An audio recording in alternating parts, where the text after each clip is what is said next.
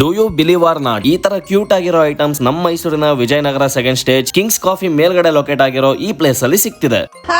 Hi, good evening. Welcome to Cubs and Moms. Thank you.